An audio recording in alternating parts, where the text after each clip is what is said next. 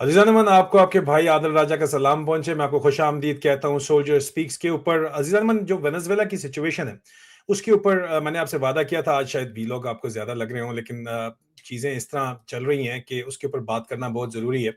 और वेनेजुएला की सिचुएशन के ऊपर मैं आपको अपडेट देना चाहता था, ब्रीफ देना चाहता था। ज्यादा लंबा नहीं खींचूंगा क्योंकि आज दो तीन और मौजूआत भी हैं जिनके ऊपर बातचीत जरा तफसील के अंदर करना बहुत जरूरी है। मिडल ईस्ट की सिचुएशन है और दामाद ने धोखा दे दिया है, उसके ऊपर बात करनी है। वो क्या धोखा है वो आप देख लीजिएगा आज रात के वक्त। लेकिन इस वक्त चाइना ने जो रिस्पॉन्ड किया है वेनेजुएला की सिचुएशन के ऊपर, वो वाजे तरीके से उन्होंने क्या स्टांस रखा है।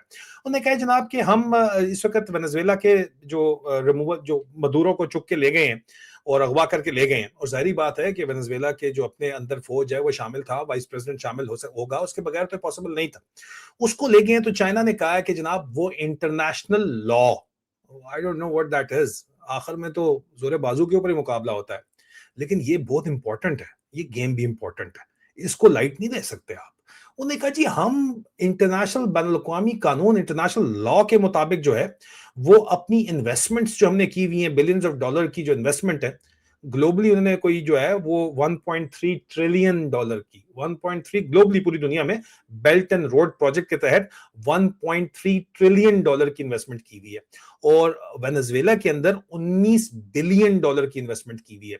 वो कहते हैं कि उसको इन्वेस्टमेंट को प्रोटेक्ट करने के लिए, क्योंकि सदर ट्रम्प ने कह दिया अभी हम चला रहे हैं वेनेजुएला, भाई जाओ काम करो और तेल का फैसला हम करेंगे। वो तो तेल लेने के लिए गए हुए थे वहां पे चाइनीज, उनके पछवाड़े के अंदर। उन्होंने कहा खलो जाओ जरा, ये इंटरनेशनल लॉ का तो चलो अपनी जगह के ऊपर बात है, लेकिन जो बात वो कर रहे हैं वो सिर्फ ऐसे आइसोलेशन के अंदर नहीं कर रहे। उन्होंने कहा जी हम इसको इंटरनेशनल कोर्ट ऑफ आर्बिट्रेशन के अंदर लेके जाएंगे। मदूरो को भी उठा के न्यूयॉर्क की कोर्ट के अंदर प्रेजेंट किया गया। अब अदालतें जो भी फैसला करें, पॉलिटिकल डिसीजन होते हैं इस किस्म के, तो आपको पता ही है।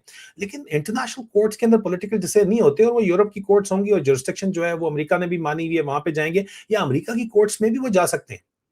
वो कहते हैं हम इंटरनेशनल लॉ के मुताबिक बाकायदा इसकी बात करेंगे। और इसके ऊपर लोग बात करते हैं कि यार 19 बिलियन डॉलर वेनेजुएला के उन्होंने दिया हुआ है, ग्लोबली 1.3 ट्रिलियन डॉलर चाइना ने लगाया हुआ है बेल्ट एंड रोड इनिशिएटिव के ऊपर पूरी दुनिया के अंदर। इस तरह तो अमेरिका किसी भी मुल्क के अंदर रजीम चेंज करे, अभी ईरान के अंदर अगली तैयारी लगी हुई है, आपको पता ही है, उसकी तफसील आपको पता चलेगी दामाद ने धोखा किस तरह दिया।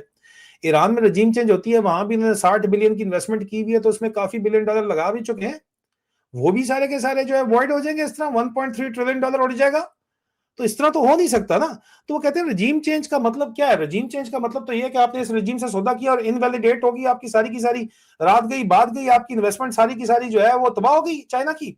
तो इस सूरत के हाल के अंदर वो कह रहे हैं कि नहीं भाईजान, ये इंटरनेशनल लॉ मौजूद है, इंटरनेशनल प्रोटोकॉल्स मौजूद हैं जिसके तहत इंटरनेशनल मार्केट्स चल रही हैं। इस तरह अगर आपने बदमाशी करनी है तो बदमाशी हम भी कर सकते हैं, हम कल ताइवान के ऊपर चढ़ जाएंगे जाके।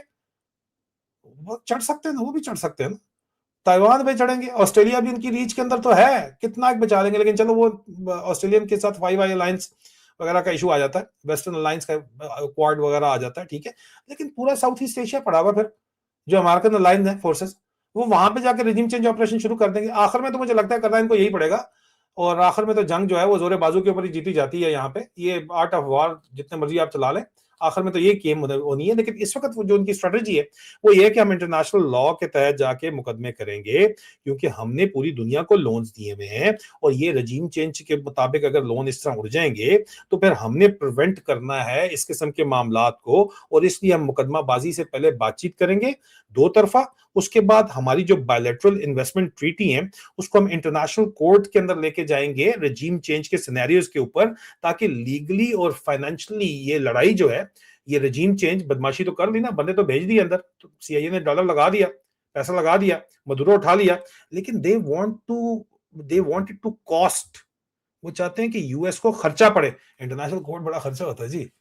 वो कहते हैं हम लीगल बैटल में इनको फंसाएंगे। दूसरी तरफ आप देखिए पूरी दुनिया के अंदर इसकी बातचीत हो रही है, और सिर्फ जो है वो चाइनीज अलाइंड या इसका eastern, so called eastern block में बात नहीं हो रही, ये आपका नॉर्दर्न ब्लॉक के अंदर भी यही बात हो रही है। एड डेवी ने मिसाल के तौर के ऊपर ये बातचीत आप देख लीजिए जो की है, ये वो कहते हैं कि जनाब एड डेवी यहाँ पे लिबरल डेमोक्रेट बहुत बड़ी तगड़ी पार्टी है, बड़ी ठीक ठाक इनकी सीट्स हैं इस वक्त, बहुत ठीक ठाक बरतानिया के अंदर की सीट। वो कहते हैं कि जनाब हमें पता है कि we know what happens when a US president launches an illegal war under the pretext of an imminent threat. It's why we oppose the Iraq war, and that is why we condemn Donald Trump today. वो कहते हैं यार ये मजाक नहीं चल सकता, Donald Trump जो काम चल रहा है, हमने इराक वॉर का भी रोका था काम, अब भी हम रोक रहे हैं, वेनेजुएला के अंदर भी हम तब रोक रहे हैं। ठीक है, ट्रम्प ने जो वेनेजुएला के अंदर किया है पिछले वीकेंड के, वो इंटरनेशनल लॉ की वायलेशन है। International law is the keyword. बात आपने समझनी है, चाइनीज ये कल्ले काम नहीं कर रहे। बर्तानिया के अंदर, यूरोप के अंदर चाइनीज इन्वेस्टमेंट बड़ी तगड़ी है और बड़े लोगों को फायदा दे रही है, लेकिन ये एक पॉलिटिकल पॉइंट है। और लिबरल डेमोक्रेट्स जो हैं वो बड़ी तगड़े किस्म की लिबरल्स हैं, और वो जो बात करते हैं उनको सपोर्ट मिलती है। ये मेन स्ट्रीम ब्रिटिश एरिस्टोक्रेसी की बातचीत है। लिबरल डेमोक्रेट्स बेसिकली टोरीज की जगह ले रहे हैं यहाँ पे बड़ी तेजी के साथ। एक मेजर पार्टी बन रही है, लोग रिफॉर्म कर देने जनाब आके नाइजल फराज टोमी शोमी की बातें करते हैं। भाई ये लोग असल में टेक ओवर कर रहे हैं। जितनी सीटें हारी हैं टोरीज ने, कंजर्वेटिव्स ने, वो लिबडेम्स ने ली हैं। ये जाके बात करते हैं कि जनाब ये उसने आगे कहा कि they make the world very more dangerous and make it all less safe. Parliament में उसने बात की है, केयर स्टारमर को उसने कहा कि तुम क्यों नहीं इनकार करते हो भाई, और केयर स्टारमर को भी उसने रगड़ा है। साथ केमी हमारी बाजी हैं यहाँ पे, केमी बेडनॉक जो है वो कंजर्वेटिव लीडर हैं, उनको भी रगड़ा है, और नाइजल फराज को जो है उसको भी रगड़ा है कि यार ये लोग ट्रम्प के एक्शन को प्रेज कर रहे हैं, बट लिबडेम नहीं कर रहा। लिबडेम कौन है? Lib Dem is the up and coming party of the UK, and that is not only restricted to them. European parliament के अंदर भी डिबेट शुरू हो गया इंटरनेशनल लॉ के ऊपर। अगर चाइना इंटरनेशनल लॉ को इन्फोर्स कराने में, या अमेरिका की कोर्ट में जाके डिसीजन लेके उनको इन्फोर्स कराने के अंदर कामयाब हो जाता है किसी एक भी, क्योंकि मल्टीपल जाएंगे, अभी ये मल्टीपल लॉन्च करेंगे लीगल असॉल्ट, आखिर में फैसला जोरे बाजू पे होगा, चलो वो अपनी जगह के ऊपर है। लेकिन लड़ना तो पड़ेगा अमेरिका को, उन्होंने दुनिया को दिखाना है भाई कि हम तो लड़ते हैं, हम तो छोड़ते नहीं है। अगर ये लड़ेंगे और किसी एक जगह के ऊपर भी चाइना जाके कामयाब हो जाता है, और पोस्ट मडूरो गवर्नमेंट जो है उसके साथ कॉन्ट्रैक्ट वो कहते हैं कि नहीं जी हमारा उसी तरह रहेगा, तो फिर इसका मतलब ये है कि ये प्रेसिडेंट बन जाएगा, केस लॉ बन जाएगा, उसको कोर्ट किया जाएगा, और चाइनीज लोन्स पूरी दुनिया के अंदर वैलिड होंगे, भावें रजीम चेंज हो जाए, उससे फर्क नहीं पड़ता। अब ये स्ट्रेंथन करेगा चाइना के ग्लोबल फाइनेंशियल इन्फ्लुएंस को। ये चाइनीज स्ट्रेटेजी है, ठीक है, जो मैं आपको बता रहा हूं इस वक्त। अब देखते हैं प्ले आउट किस तरह करती है, लेकिन ये चाइनीज स्ट्रेटेजी है, ये चाइनीज रिस्पॉन्स है जो खुल के सामने आ रहा है। ऑफ कोर्स स्ट्रेटेजिक अलाइनमेंट में उन्होंने पाकिस्तान को भी बांधी हुई है, बाकी भी जनाब पे उनकी इन्वेस्टमेंट कह रहे हैं, खुल के भी क्लियर आओ सामने। But would that change anything? देखना है। अमेरिका लॉज के ऊपर, अदालतों के ऊपर ही चल रहा है और खड़ा है। जो ग्रेट अमेरिकन ड्रीम है, या जो भी है अमेरिकन जो सुप्रीमेसी है, हेजमनी है, सॉफ्ट पावर है, जो कुछ भी है, इसी के ऊपर है। नहीं तो फिर पीछे क्या रह जाएगा? और उसके बाद वो कहते हैं कि जो आर्गुमेंट, मैं आपको सिर्फ ये बात बड़ी वाज़ेह तौर के ऊपर बता दूं कि इस मामले के अंदर अगर आप देखें कि चाइनीज लोन्स अगर वो कोई अपना सिक्योर करने में कामयाब हो जाते हैं, तो इसका मतलब है कि ग्लोबल फाइनेंशियल इन्फ्लुएंस भी चाइना का ही अब होगा। ठीक है, और आर्गुमेंट इसको अगर हम कंक्लूड करें तो मसला ये है कि जो फ्यूचर ग्लोबल पावर है, लोग कह रहे हैं जी China is the up and coming future power.